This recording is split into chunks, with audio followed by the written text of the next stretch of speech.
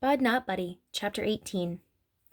We got in 2 cars to drive for an hour and a half north of Grand Rapids. We were headed to a dinky town called Mecosta.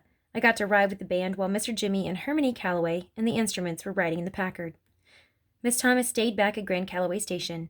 I'd been living with Miss Thomas and the band for about 7 days, and this was already my 3rd trip on the road.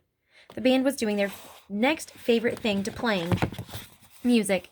They were teasing each other and talking about Hermione Calloway behind his back. The thug said to Dirty Deed, "I be offended, man, and I ain't trying to say that you ain't good on the 88s, but you know the only reason you got this gig is 'cause you're Dutch, you're white, and you don't have the strongest personality in the world." Deed said, "Yeah, well, such is life. You think I'm going to give up the best gig in the state just 'cause you'd be offended?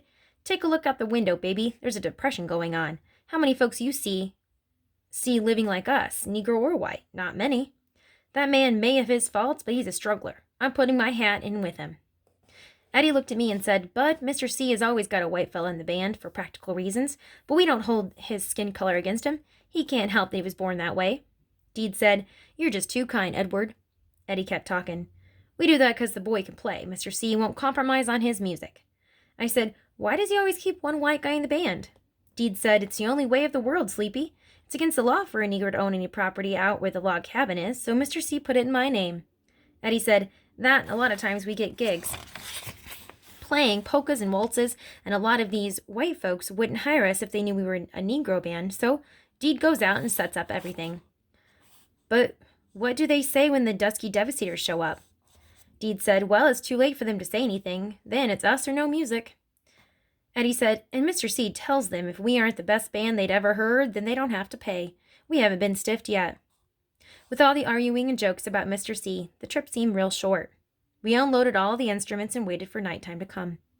I'd heard the band play and practice 1,000 times, and still had to just about sit on my hands when they were finished so I wouldn't bust out clapping. We finished our set at a little place called the Laughing Jack, and I got to sleep right on stage to guard the instruments. The next morning I was packing everything into the cases when I got some real bad news. Hermione Calloway told Mr. Jimmy, "I'm going to stay and catch up with Eugene. You head back with the boys." The man who owned the club, Mr. Eugene Miller, used to be one of Mr. C's bands. Mr. Jimmy said, "Bud, take your time loading everything into the Packard, and you can ride back with Herman."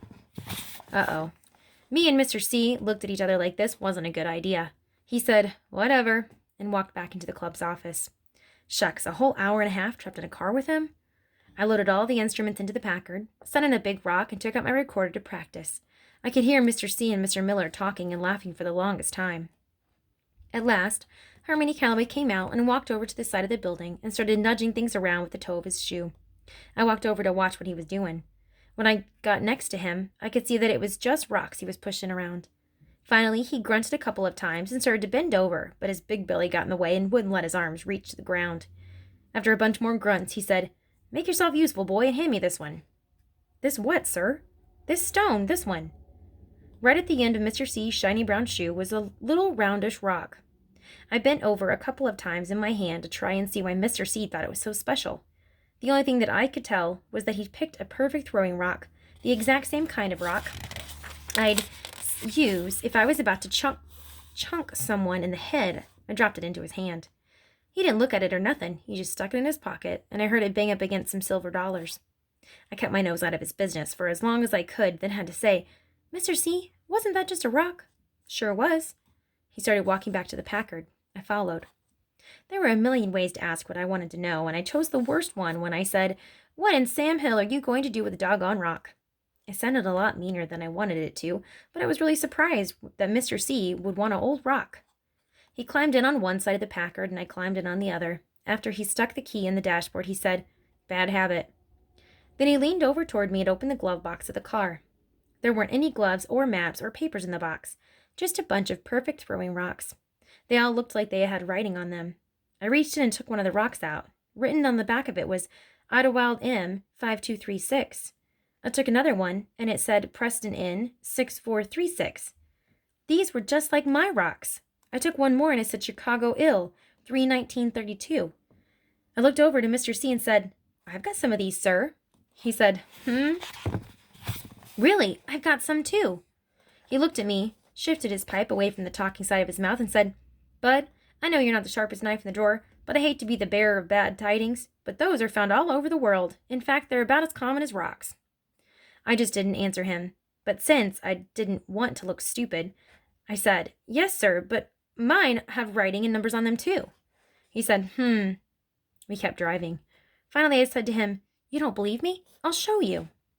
I dropped his 3 rocks back into the glove box and closed it, then climbed over the front seat to get at my sax case. I found it and set it on the back seat and unlocked it. As soon as I opened the top, that smell of old spit and crumbling up velvet and mildew came rushing out. It was still great. I lifted the little door that covered my rocks and took 2 of them out. I climbed back over this front seat, but kept the rocks covered in my hand. If he was going to see these, he was going to have to ask first.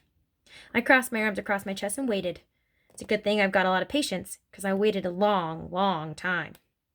When we finally got back to Grand Calloway Station, Mr. Jimmy helped us unload the car. Finally, I decided that Mr. C had waited long enough. I stuck my rocks in his face and said, "See?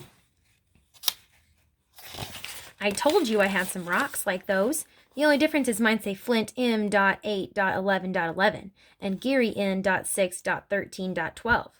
He said, "Where did you find these? Didn't I tell you not to do any rummaging around in that room you've been sleeping in?"